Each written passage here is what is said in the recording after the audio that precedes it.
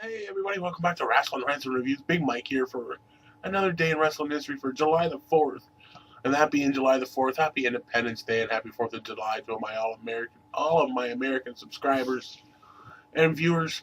Hopefully you had a great weekend with fireworks, family cookouts, and all the barbecue and all that good stuff with family and friends. Hopefully you had a great weekend. And to my Canadians up here in the Great White North, hopefully you had a great weekend celebrating Canada Day with you and your family as well. And if there was any other thing going on in your country, I know in Australia they had fireworks for something. Don't know what it is. Don't know if it's your Independence Day as well, or if anybody else had some sort of holiday this weekend. Hopefully you had a great and safe holiday. Anyways, Big Mike coming back at you. Like I said, it's the in wrestling history for July 4th. As I've been saying for the last few days, the beginning of the months are slow. No events. You know, so it's just title changes and birthdays and all that. So let's get at her, shall we? 1981, we see Paul Orndorff defeat Jake Roberts to win the Mid-South Wrestling North American title. 1983, we go on and see David Von Erich defeat Jimmy Garvin to win the vacant Texas Heavyweight title. Also, the Von Erichs, David Carey and Kevin defeat the Fabulous Freebirds, Terry Gordy, Michael P.S. Hayes, and Buddy Roberts to win the World Class Championship Wrestling World Six-Man Tag Team titles. In 1984, King Parsons defeats Bill Irwin to win the WCCW American Tag Team titles and chose Buck Zumoff as his partner. Also, the Fabulous Freebirds, Theory, Gordy, Michael Hayes, and Buddy Roberts defeat the Von Erichs, Kerry, Kevin, and Mike to win the World Class Six-Man Tag Team titles. So a year later, they get some retribution. Way to go, Freebirds. 1986, we see Chris Adams defeat Rick Rude to win the World Class Championship Wrestling World Heavyweight title. Also, Buzz Sawyer defeats Brian Adias to win the WCCW Texas Heavyweight title. Also, Abdullah the Butcher defeats the great Kabuki to win the Texas Brass Knuckles title. In 1988, Kevin Von Erich is awarded the vacant WCCW Texas Heavyweight title. I'm going to have a little drinky poo here. Just 1 second.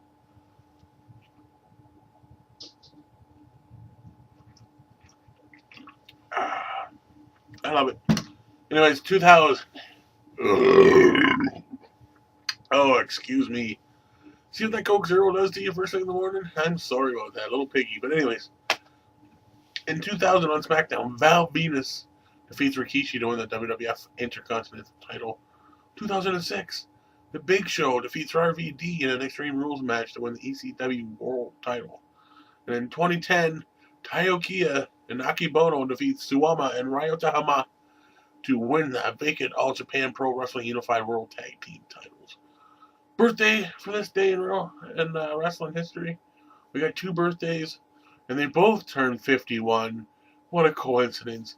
And they're both former champions. We got happy birthday to former WWF and WCW World Champion Sid Vicious, 51, and former NWA World Champion Barry Windham, also 51.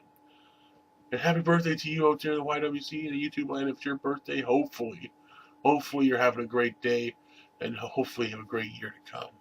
Again, what a day to have it on, the July 4th. Way to go.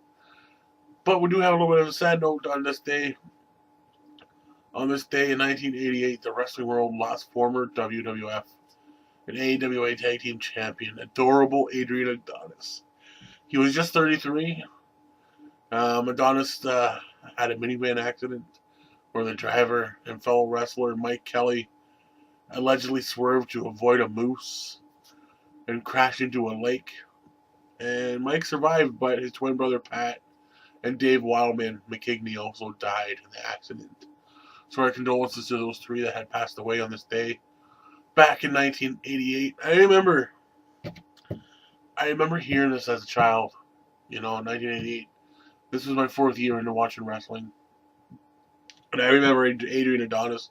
I don't know if you all do, or if you actually had the treat to see him on your television screen back when you were young. But this guy, he was tutti frutti, all Rudy, and he was quite the character. Until now, I didn't realize he was that young. He seemed a lot older to me, but as a child, I guess he would.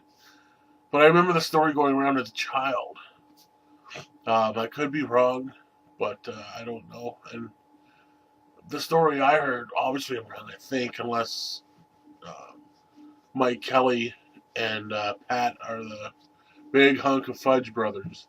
And what I mean by big hunk of fudge brothers, there was an O. Henry commercial back in the 80s. Two huge bald guys, and they sat on like a teeter-totter or a seesaw. And the O. Henry would be on one side, and they would be on the other to level it out. And these guys were two big, huge guys. And I remember that because I think it was my stepdad that told me. He's like, "Hey, did you know Adrian Adonis died?" And obviously I didn't. And he's like, "Yeah, he was in an accident with the big hunk of fudge guys." And I remember that to this day. So I don't know if it was true, if Mike and Pat Kelly were the hunk of fudge guys or not. But Mike obviously went on, and Pat didn't. But Dave McKigney, unfortunately, didn't go on either. But anyways, enough of my stories. You know, guys. You know, maybe cared, maybe didn't. Maybe it was a little added bonus to today's wrestling history. But anyways, that's it. I know I've been stressing it for the last few days, but once again, check out the IWWS channel, Boston Fan 79, Mr. Just Ray, Fort Minor Project, Weird Guy 07I. We're back in full of vengeance. You know, we got things rolling. You know, we got the questions rolling. Last night, Boston Fan did his DVD recommendation.